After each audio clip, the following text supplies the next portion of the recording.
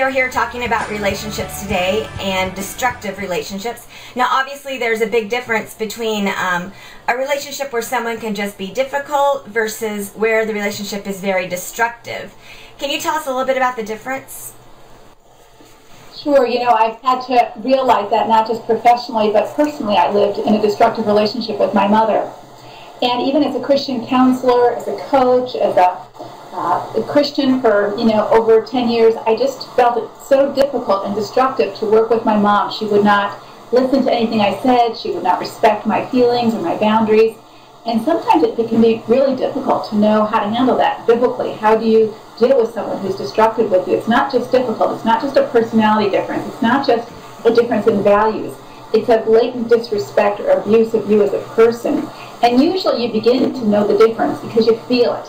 You feel sick inside. You feel like you're ready to die. It's not just difficult like calculus is difficult. It's difficult like drinking cyanide is difficult. It starts to kill you. It starts to feel lethal inside.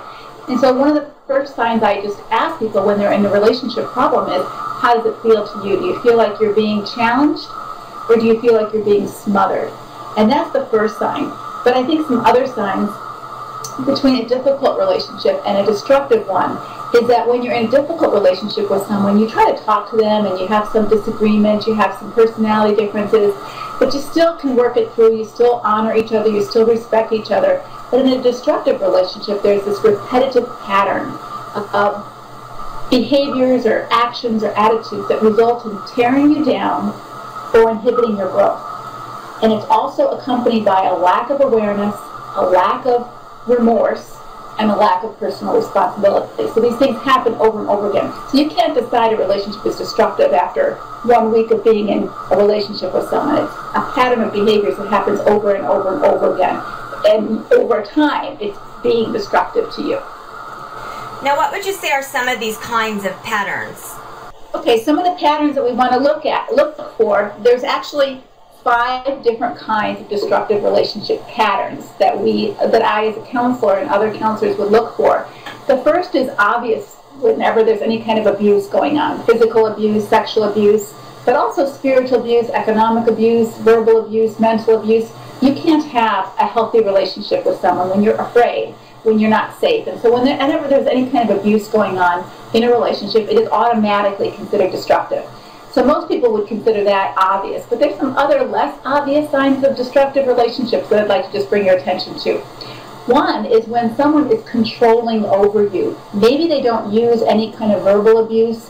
They may use more like, I think I'm smarter than you, I'm healthier than you, I'm wiser than you, I'm older than you. Oftentimes adult children and adult parents get into this, where an adult parent feels like they know what's best for you, they know, what kind of decisions they should make for your life, or who you should marry, or what kind of career you should have, or how you should manage the children. And they over-function in your life, and they try to take over your life. And again, they're inhibiting your growth as a person by over-functioning. They're keeping you in an under-functioning position. And so it is destructive to you and to them and the relationship. So when one person is controlling over another person, that's destructive. Another kind of destructive relationship is where one person is overly dependent on another person. So the adult child who's overly dependent on their parent to make all of their decisions, to fund their resources and all of those kind of things, that's destructive to them and also to their relationship, but in romantic relationships. If you have a boyfriend or a girlfriend or a spouse who's expecting that you are going to meet all of their needs all of the time, that you are going to fulfill them and make them happy. We watched Tom Cruise say to Renee Zellweger in the movie, what was it called?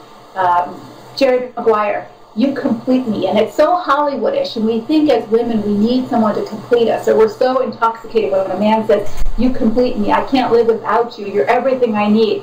But when we become everything someone needs for life, that's a destructive relationship, because we can't possibly, as a limited human being, meet everyone's needs, nor can they meet ours. And so when someone's overly dependent on one person to meet all of their needs, to fulfill all of their dreams, to satisfy all of their happiness requirements, that becomes destructive to both people in the relationship as well as the relationship. Another kind of destructive relationship is one where there's chronic deceit. I think, again, we minimize the effect of deceit that it has on a person's spirit as well as relationship. I was just talking with a woman this morning whose husband intentionally did things to cause her to feel like she was going crazy.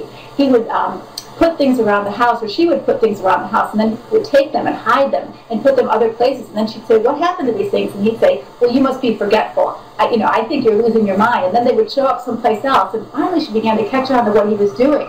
But he was playing these little mind games of deception. He lied to her about pornography use, and over again she would think she was seeing something, and he would tell her she was crazy, she was overreacting, that she was making things up, she was imagining things, she was menopausal, all of those kind of things. And after a while she began to believe him. And so deceit can be very destructive in a relationship. Not just blatant deceit, but this subtle, I'm not going to tell you the whole story, I'm going to twist information to make it look one way when it's really another. And it's kind of called crazy making, but it makes you feel like you're losing your mind. It's very destructive in a relationship. And then the last kind of destructive relationship that we often don't talk about is one in where there's indifference. The Bible says that we're to care for one another. And all of us can't care for everybody, but when we make a promise to care for someone, whether it's a marriage relationship or a really good friend, and the person is indifferent, not once, everybody's indifferent once in a while, but when a person has a pattern of indifference, that they don't really want to give you any of their time, any of their energy, any of their money, any of their resources to help you when you need it, or to meet your needs, or to even listen to you when you want to talk, that begins to make you feel like, you know what, I'm not very important to you. I don't matter. I'm nothing to you. And maybe that's okay if it's your neighbor, but it's not okay if it's your husband, or if it's your child, or if it's your parent. And so when someone is totally and regularly indifferent to your suffering, to your needs, to the things that you want in your dreams, that becomes destructive because it hurts you deeply, and yet you're supposed to have some sort of relationship with this person, but it's all one-sided. And so those are some of the patterns that I look for. What are the patterns? How often are they occurring? And when you say, ouch, or this hurts, or this doesn't feel good to me, does the person recognize, wow, I shouldn't have been indifferent, I should have listened to you? Or do they just make excuses for themselves? Do they blame you? Do they act like they have no responsibility here? And so then again, that pattern of not taking responsibility, not showing any remorse, and not changing it, then the pattern continues over and over again. That's what makes it so destructive. Okay, so in your book, Leslie, The Emotionally Destructive Relationship, you provide a questionnaire there at the end of chapter 1 so someone can see if their relationship is destructive. Now, there's certainly some of us that would prefer not to take the quiz because we may not want to find out that we're in a destructive relationship. That may spur us on to make changes that we're not quite ready to take. Are there problems when you start ignoring the symptoms of a destructive relationship?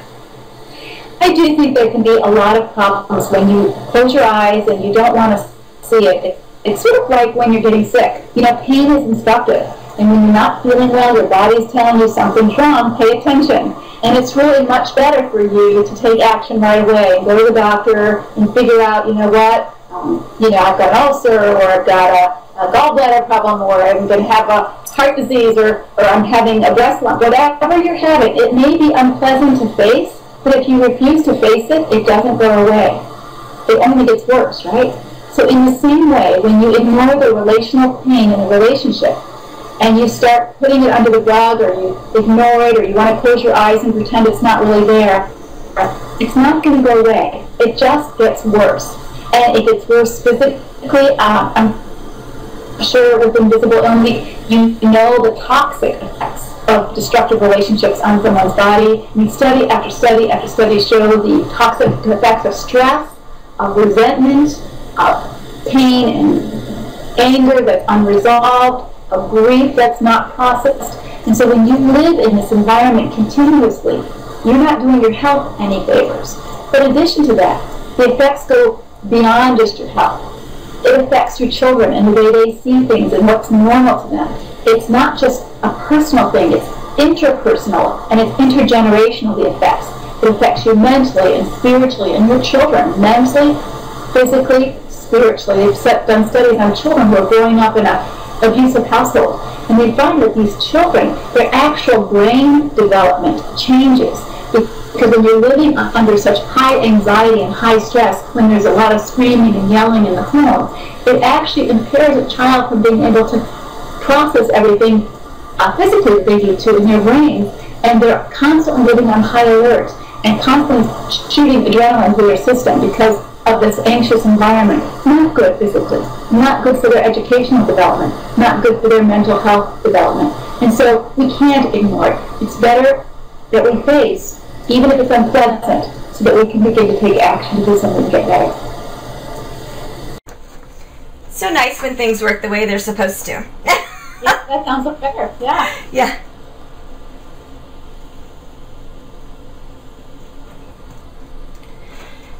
Now, what is it that causes others to become destructive? Because I know a lot of people listening to this may see they're in a destructive relationship, and it feels like they've done something really wrong and made a bad choice. And when someone says, you must be going crazy, we assume that we really are, and it is our fault. But it's not necessarily a personal thing, is it? Well, you know, what causes someone to become destructive, I think I could use lots of psychological explanations. I could say personality disorders. I could say hurts from childhood. I could say mental health issues. I could say brain injuries, autism, all those kind of things. But I think what I'd like to just be is real simple. I think the main thing that causes us to be destructive toward other people is that we're all selfish. We're all prideful. We all have a tendency to want our own way. That's just part of how we're wired since the fall of Adam and Eve. We have this bent. I mean, you look at a little child, and they want their way. No one has to teach them how to be selfish. They just come out the birth canal that way. And so part of our job as parents is to teach a child to not only care about their own needs, but also for the needs of others. And when a child doesn't get that kind of training, or they're repeatedly wounded in childhood, and they're so absorbed in their wounds that they just lash out to hurt other people, they become destructive. But really, the most important quality that we want to look at when we're looking at destructive people is not necessarily their behavior. It's more their blindness. It's not people's brokenness. I think we're all broken in some way or another. I was just telling a client the other week, I said, you know, we all come into relationships with suitcases full of baggage. All of us. The important thing is to know what's in your suitcase. And so the difference between a healthy person and an unhealthy person is not that you have no suitcase full of baggage. You have a suitcase full of baggage. He has a suitcase full of baggage. The difference between a healthy person and an unhealthy person is an unhealthy person either says they have no baggage, they have no idea what's in their suitcase and they won't look at it. And so it's the blindness, it's the unwillingness to see it. Even when you give them feedback and you say, ouch, that hurts, or you're being controlling, or I don't like the way that you've talked to me this way, or I feel disrespected, or I feel like you're indifferent toward me, or you're not telling me the truth. And when someone gives you feedback like that and you still won't see it, you still refuse to listen, you refuse to take it to heart, and you won't change it, that's the thing that causes the most destruction. Because I find, in general, working with people in relationships, if you are humble and say, you know what, I messed up, I blew it, I'm really sorry, I'll work on it, most people are willing to kind of forgive that and work through it. It's when you won't admit it, when you won't take any responsibility for it, when you won't change it. How do you fix a relationship like that? It's not fixable. And so that's the destructive part, the most destructive part. And once you figure out that you're in a destructive relationship, what's next? How do you talk to someone who may not be totally reasonable about it? What steps do you take at that point? What's the most empowering thing if you really want to deal with your destructive relationship is understand a really important secret, and that is that change starts with you. So often we get stuck because we think the other person needs to change. Because then they would stop doing this, then they would start doing that. Then they would wake up into their blindness, then they would change, we would have a marriage that we always wanted. But obviously you've tried that, and it's not working. And so the change has to start with you. And it happens in a couple ways. The first thing that you need to ask yourself, and this may sound a little harsh, but if you allowed yourself to be a repeated victim over and over again in this relationship, I think you have to start by asking yourself, what's your part? A person who's healthy does not allow themselves to be abused or a repeated victim again and again and again and again. And so when you ask yourself your part, it's not to cast blame like, oh, what's wrong with me? But it's to look at something in your suitcase that has kept you passive in a destructive relationship. What's going on with you that you're too afraid to speak up for yourself? You're too afraid to set boundaries. You're too afraid to draw a line and say, I can't allow myself to be treated this way. What's wrong with the way that you see yourself? That you've allowed yourself to be lied to and abused and disrespected. And when you begin to take apart that piece and look at you and say, change begins with me, there's only something that you can do about your problem. Because you can do absolutely nothing to fix another person's problem. Even if they wanted you to. Like when I work with people in counseling, they may come to me saying, I want you to help me fix my problem. But ultimately, they have to fix it. I can give them some action steps, I can give them some guidance, but if they don't do the work, I can't fix it for them. And so you will never be able to fix your partner's problem. But change begins with you. And as you begin to change, the relationship, I promise you, will change. Not always for the better, but it will change because you can't stay in the destructive dance the same way once you've changed your dance steps. Now, people who have maybe tried one of those tools in the past, and I'm saying like one of the tools, or they've, when you live with a chronic illness, you're exhausted a lot, you've got the fatigue, the financial burdens, the stress on the whole household. What do you do when you feel like the situation is just hopeless? How do you find hope that there is something that might be better without having to necessarily leave the relationship next week? Well, leaving a relationship would be the absolute last resort. And I think sometimes people just kind of put up, and then blow up, and they're ready to leave a relationship.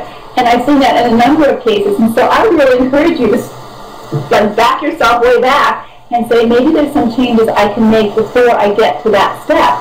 And the very first thing that I think you need to do is you need to prepare yourself to have a conversation with the other person.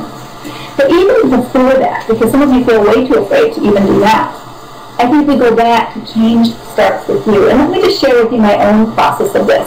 Because so for a long time with my mother was diagnosed with bipolar illness, she was an alcoholic, she was abusive to me, and so much so that my parents were divorced when I was 8 years old, and then we went to live with my mother in the city of Chicago, and by the time I was 14, my mother's behavior had gotten so out of control that my father had gotten custody of us. Now this was over 35 years ago, so this was a rare thing for fathers to go to court and get custody of their children. So you understand that the situation was not good. We went to live with my father, and my mother kind of lost touch with us, and even as an adult, she was never involved with our lives. But anytime I had contact with her, she was always cruel, harsh, abusive, manipulative, deceitful. And as a Christian, like I said before, it was really difficult for me to figure out how to navigate that because I knew the commands to honor my mother and all of those kind of things, but I didn't really know how to live it out. And I knew I was supposed to forgive her, but I didn't know how to live it out. So when change begins with me, I had to start taking responsibility for my problem. But I couldn't take responsibility for me until I defined what my problem was. So I was really good at defining my mother's problem. She drank too much. She wouldn't go to the doctor and take her medication. She was proud. She was angry. If I could define her problems and help her change her problems, things would have been better between us. But the problem was I had no power to do that. So what was my problem? My problem was I was resentful. I was angry. I was bitter that I didn't have a mom who cared enough about us to work on her own life. I was hurt that she didn't want to be a grandmother to my children. So those were things that I could work on. And so I began to take responsibility for my problem. I began to own my own bitterness, my own anger, my own grief. I began to let go of expectations of her, of hope that she was going to change. And as I began to work on my problem, I found incredible freedom. Now, I didn't have to live with the woman, so I understand there's a difference here. But part of taking responsibility is owning your problem. And let me give you another illustration. I worked with a woman. I actually met her at a conference I was speaking at. I was speaking on a book, a previous book that I wrote on how to act right when your spouse acts wrong. And Loretta came to this conference hoping to learn some tips about how she could handle her husband. And so during the break, she came up to me and she said, my husband has this terrible temper. She goes, I don't know how to change it. Generally, he's a nice guy, but when he gets into these moods, he just gets destructive and he throws the kids' toys, he smashes my knickknacks, he throws the dishes. She goes, I'm terrified of one of these episodes. Because he can't control it. He's under so much stress. He's had a bunch of childhood hurts. I don't know how to help him. And so the first thing I said to her is, Rita, isn't it interesting that he doesn't break any of his own stuff? He just breaks your stuff, and he breaks the kids' stuff. And so perhaps he has a little bit more control over his temper than you think he does. But what's your problem here? Because your problem is not his temper. His temper is his problem. Your problem here is you don't like living like this. You don't like living in fear of the next outburst. You don't like the example he's showing to the children. So now what are you going to do about your problem? You see, once you take ownership of your problem, and now you can begin to plan some steps. And so she was going to need to have a conversation with her husband about her problem, like this. So this is the first step, is speak up dialogue. She said, you know what? I know you have stress from work. I know you have issues in your childhood. I love you, and I want our marriage to work. But I can't live like this under fear that any minute you're going to start throwing things, and the kids' toys are going to be smashed, and my furniture and my knickknacks are going to be smashed, and that the kids are going to see this and learn this as an example of handling your temper. My problem is I can't live like this. And if you're not willing to get help, I will have to do something else about my problem. Now, do you see how she could say that much less in a shaming way? She didn't have to accuse him of being a moron or a jerk or out of control. She described her problem. I can't live like this. It scares me. It's a bad example on the kids. And I know you don't want to be like this. And so let's try to work it out. Now, he may not open his eyes and see his problem, but at least she started with the gentlest approach she could. Begin to speak about her problem and living with him. Now, you encourage those who are in an abusive situation and relationship to speak up. But what happens when you do speak up and the other person seems to not really care? They don't want to listen to it. Well, this is the next step in the process of learning to deal with destructive people. And so the first step is giving them feedback. So you give them, like Loretta, she gave her husband feedback about how his behavior was affecting her, what it was doing to her. In a healthy relationship, you would hope that when someone gives you feedback about that, you would take it to heart. You would say, wow, I didn't realize that. And so let's picture that you're dancing with someone, because we talked about this destructive dance. So if you're dancing with someone and you give them feedback and saying, ouch, you're stepping on my toes, most people would say, oh, I'm sorry, I didn't realize it, right? Most people who are healthy would say that. They wouldn't say, oh, you're being ridiculous. Tough it up. They would care about your feelings, and that's what a healthy relationship does. But let's say that you're dancing with someone in a relationship, you're in this relationship, and you give them feedback, and you say, ouch, you're stepping on my toes, and they won't hear you. They completely ignore you, or they make fun of you, or they mock you, or they put you down and tell you you're ridiculous, you have no right to say such a thing. Then what? What do you do? And the only thing that you can do is that you have to change your dance steps, right? Because you have to take responsibility for not letting your toes get stepped on anymore. And so one of the things I do in my office with clients who are in this stuck place is I'll scoot my chair up close to them. And if you were sitting right in front of me right now, what I would do is I would start to swing my little leg into your leg, and I would kick you in the shins. Not real hard, but I would start to kick you in the shins. And they look at me like, what are you doing? And I say to them, well, this is what we're going to do. We're going to practice. Now, what would you do if somebody was hurting you this way? So now they know, oh, I need to speak up. So they would say, stop doing that. I don't like that. That hurts. Ouch. And I say, and they're sort of smiling. And so I laugh back and I say, you're being ridiculous. What a baby. And they look at me like, now what do I do? And I say, I'm not hearing you. What do you do? They say, please stop. And I say, I don't think I should have to stop. You're trying to control me.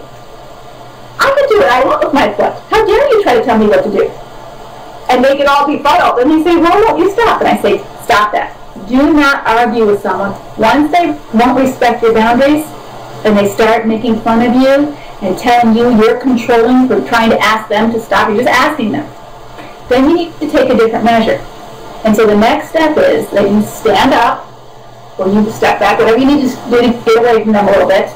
Not far, but enough that you put your boundary down and you say, stop right now. If you don't choose to stop, then I will have to leave the room. Okay, you're not necessarily leaving the relationship, you're not threatening divorce. You're just saying, I won't let myself be treated this way. So if you won't respect my request to stop stepping on my toes or stop kicking my leg, then I'm going to have to do something to protect myself. And so you get up, and I want to make this really clear. We talk a lot about boundaries, but most people don't really know how to set them well. And so let me just give you a little tip. If you need to set a boundary with someone, set it on yourself. Because the only person that you can set a boundary on is you. And because your boundaries are coming out of who you are. And so if I'm a person who wants to be respected, treated kindly, and listened to, then if that's happening, the boundary I set is on me. I'm not going to let this happen to me. I can't set it on you. I can't say to, for example, you can't kick me. Of course I can. Watch me. I'm going to do it right now, right? And so once you try to set a boundary on someone else, they're going to get defiant and rebellious, and they're going to prove you wrong. And so don't set a boundary on someone. You can't talk to me this way. Oh, yes, I can. Watch me. You can't treat me this way. Oh, yes, I can. Watch me. And so all you can do is say, I won't let myself be talked to this way. I'm going to have to take a break. I'm going to have to leave the house. I'm working with a coaching client right now, and her husband gets very verbally abusive. And so what she's not threatening to divorce, and what she says is, gotta go, picks up her coat, picks up her keys, picks up her purse, and walks out the house. And she stays away for an hour or 2 hours. She calls him, hey, how you doing? Have you calmed down yet? Can we have a regular conversation? I'm not coming home until we can. And so he's learned that it doesn't pay because he doesn't get anything out of it. As soon as he starts escalating, she's out the door because she's not going to let herself be treated that way anymore. So the first is speak up. Second is stand up. And you're not just standing up for yourself. I think this is where we start to get real squeamish as Christians, like, oh, I shouldn't be standing up for myself. You're standing up for what's good for your relationship. You're also standing up for your spouse, if it's your spouse, your mother, whoever, because, I mean, let's be real. When someone treats someone else disrespectfully, abusively, they can't possibly feel good about who they are. And so you're not only protecting yourself from being abused, but you're helping them not to have to deal with the shame of being an abuser in that moment by just cutting it off and getting yourself out of there. So speak up, stand up, and if you're in a long-term relationship with someone and the pattern continues and you feel in danger for your emotional, physical health, then you may have to step back for a while from the relationship. I know in my relationship with my mother, I had to not have some contact with her for a while because everything that ended up speaking up and standing up just resulted in more of a tongue mashing. And so the only thing I could do was distance myself enough from her in order for me to get well, because I couldn't handle it. As she was raining down fire on me, I didn't have the maturity and the stability and the strength to handle it. And so I had to get some space in order for me to heal before I could be strong enough to handle her toxicity in a better way. And so there's times when we just need to take care of ourselves. You know, they say in the airplane, put your own oxygen mask on first before you can try to put someone else's on. And if you're going under in the process of trying to save a relationship, maybe it's time you need to take care of you first. And then you can tend to your relationship issues if that's possible. But again, one thing I want to really help you here is you can make a bad relationship better all by yourself, by not retaliating, by not being overcome by evil, but overcoming evil with good. But you cannot make a bad relationship into a good relationship all by yourself. It takes two people to do that. So how do we begin the healing process when we've been going through all this with other people and it's becoming a weight in our life and we want to stop being bitter and start focusing on the future and getting better? You know, I think one of the most important things that we need to realize in our healing process is that it's not what happens to us that causes most damage. It's what we do with what happens to us. And so often when someone has hurt us or rejected us or abused us or mistreated us, we become so full of lies, anger, resentment, that we need to take some time and really begin the healing process with God's help. Lies about ourselves, lies about God, lies about others. And so one of the things I always encourage people to do is to begin to look at God Because God is the only one who will ever tell you the total truth about yourself. You may have been told you're crazy, you may have been told you're no good. I think a lot of women feel fundamentally unlovable, and so when their husband treats them unlovable, they just feel like, well, that's what I deserve. And so when you begin to see God differently, and you see Him as for you, not against you, you see Him as cherishing you and creating you with gifts and potential and abilities, and you begin to see this God who looks at you, and He looks at you with love and compassion and tenderness. You begin to get a different picture of yourself. I think of the story of the woman at the well. Here's a woman who was a broken woman. She was an unloved woman. Even her living boyfriend who was with her didn't love her enough to go to the well that day with her. And in Iraqi culture and Middle Eastern culture, it's unheard of for women to travel by themselves, even today. So the fact that she was at the well that day by herself is a striking statement about her interpersonal relationships. She didn't have anybody in her life who really cared, who she really mattered to. And yet she really mattered to Jesus. And not so that here's this Jewish prophet who has this conversation with the Samaritan woman. It's unheard of. A Samaritan woman, a sinful woman, a broken woman, and yet he treats her like she's a decent human being. He has an intellectual conversation with her. And so as she sees him looking at her, not like she's a loser, not like she's a lowlife, not that she's unworthy, but as someone who wants to give this gift of living water and say, I know you've been unloved, you're away, but I want to tell you how much you're loved and how much you're valued. Here's this living water, and you won't be thirsty anymore. And that began her healing process, because we know that when she went back into the town, she said to the townspeople, come and see me, and told me everything I ever did. And the most interesting thing about that story is the people in that town who had shunned her that morning now listen to her. She's been so changed. And so healing begins as we start looking at God and God looking at us. And as we see Him looking at us, because we always see ourselves in the eyes of another. And if you see yourself through the eyes of a destructive person, like I did through my mother, I'm no good, I'm not wanted, you have no talent. So we have to begin to see ourselves through the eyes of another, but it's not a human being. It's God who we want to see ourselves in His eyes and who we really are. That begins the healing process, and then we can begin to let go of those damaged emotions. We can begin to let go of those lies that felt so true, that I'm no good, I'm a fundamentally unlovable person. We can begin to let go of those feelings that have just plagued us, of resentment and bitterness, and the expectations that people will treat us like we want, when in fact people are broken and we may not. But that's not a statement about who we are, it's really a statement about where they are. And once we are able to see that more clearly, free, begin to grow and see our strengths and move on in positive ways, that the damage that someone did to us did not destroy us.